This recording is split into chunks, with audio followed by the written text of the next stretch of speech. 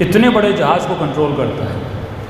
یہی انسان سمندر میں ہزاروں ٹن وزن والی کشتی کو کنٹرول کرتا ہے۔ وہ شیر جو درندہ ہے اس شیر کو سرکس میں لا کے انسان کھڑا کر دیتا ہے۔ وہ ہاتھی جو حجم کے اعتبار سے انسان سے بڑا ہے اس ہاتھی کو انسان کنٹرول کرتا ہے۔ وہ گھوڑا جو جسمانی طاقت میں انسان سے زیادہ ہے لیکن انسان اس گھوڑے کو کنٹرول کرتا ہے۔ اب افسوس کی بات نہیں، جو انسان گھوڑے کو کنٹرول کرے، ہاتھی کو کنٹرول کرے، ہواؤں میں جہاز کو کنٹرول کرے، سمندروں میں سفینوں کو کنٹرول کرے، جنگل کے شیر کو کنٹرول کرے، گھوڑے اور گدھے کو کنٹرول کرے اور اتنا کمزور ہو جائے کہ خود کو کنٹرول نہ کر سکے۔ کتنا کمزور ہو جاتا ہے یہ انسان، کس چیز کے سامنے یہ گر جاتا ہے۔ ایک طرف تو تیرا یہ پاور ہے کہ تو چاند کا سفر کرنے کی خواہش رکھے، تو مریخ پہ جانے کی خواہش رکھے، لیکن ایک طرف انسان کا مزاج ہی ہے یہ اتنا کمزور ہو جاتا ہے کہ یہ خود کو کنٹرول نہیں کر پاتا۔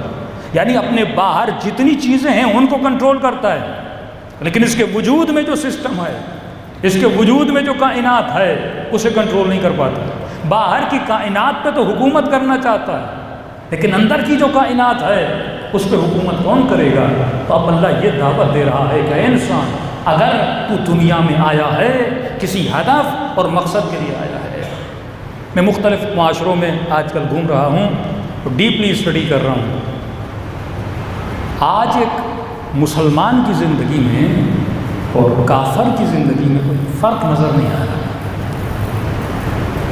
آپ یورپ چلے جائیں، وہاں کے مسلمانوں کو دیکھ لیں، انگلینڈ چلے جائیں، وہاں کے مسلمانوں کو دیکھ لیں، افریقہ چلے جائیں، پاکستان میں دیکھ لیں، ایک ہندو، ایک کرسچن اور ایک مسلم، ان تینوں کی زندگی میں اگر آپ کوئی ڈفرنس مجھے لا کے دکھائیں وہ کیا ہوگا؟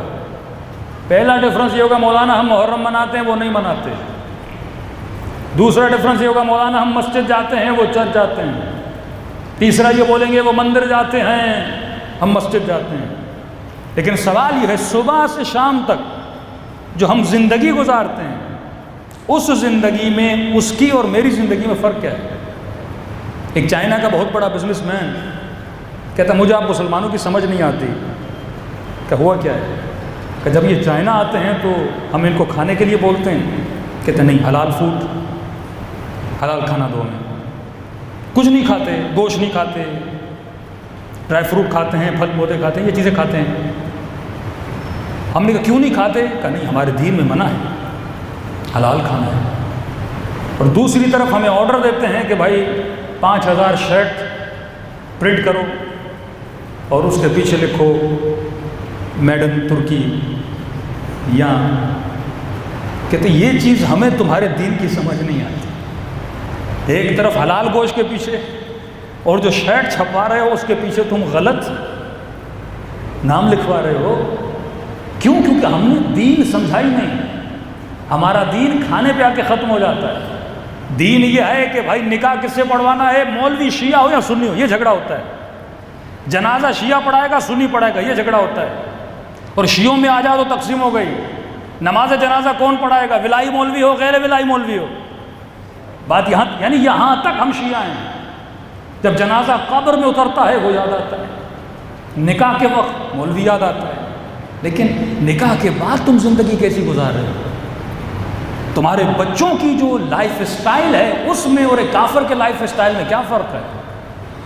تمہارے سوچنے کے طریقے میں اور ایک کافر کے سوچنے کے طریقے میں کیا فرق ہے؟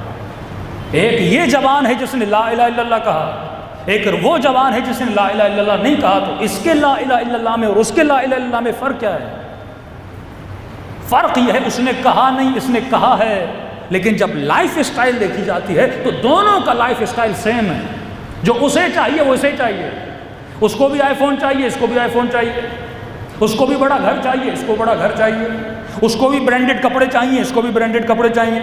تو تم دونوں کی ڈیمانڈز تو سیم ہیں، تم دونوں کی خواہشیں تو سیم ہیں، پھر تمہارے لا الہ الا اللہ کہنے میں اور اس کے لا الہ الا اللہ نہ کہنے میں کیا فرق ہے؟ تجھے بھی ایک لگژری لائف اسٹائل چاہیے، اسے بھی ایک لگژری لائف اسٹائل چاہیے۔ اس کی پوری زندگی سیلفشنس کے نظام پہ کھڑی ہے کہ بس میں، میرا گھر، میرے بچے، میری زندگی، اور تمہاری بھی یہی سوچ ہے، میں، میرا گھر، میرے بچے، میری زندگی، پھر فلسفے کربلا کا کیا ہوگا؟ کربلا نے سیلفشنس کو آ کر ختم کر دیا۔ حسین نے کہا نہ میں، نہ میرے بچے، نہ میرے اصحاب، خرجت لاصلاح امت جدی، حسین آیا ہی اسی لیے کہ حسین قربان ہو امت کو بقا ملے۔ یہ فلسفہ حسین جرجانی ہے۔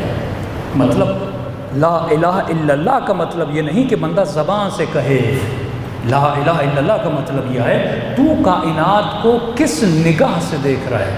دیکھیے مختلف اینک ہے نا، اگر آپ نے بھی وہی اینک لگائی ہے اور کافر نے بھی وہی اینک لگائی ہے، کائنات ویسے ہی نظر آئے گی جیسے کافر کو نظر آتی ہے۔ لیکن اگر آپ کی آنکھوں پہ حسینی اینک ہو، ابن سعد کی آنکھوں پہ یزیدی اینک تھی، حر کی آنکھوں پہ حسینی اینک تھی، جب کائنات کو حسین کی نگاہ سے دیکھو گے پھر عمل بھی وہی کرو گے جو امام حسین کرتے تھے۔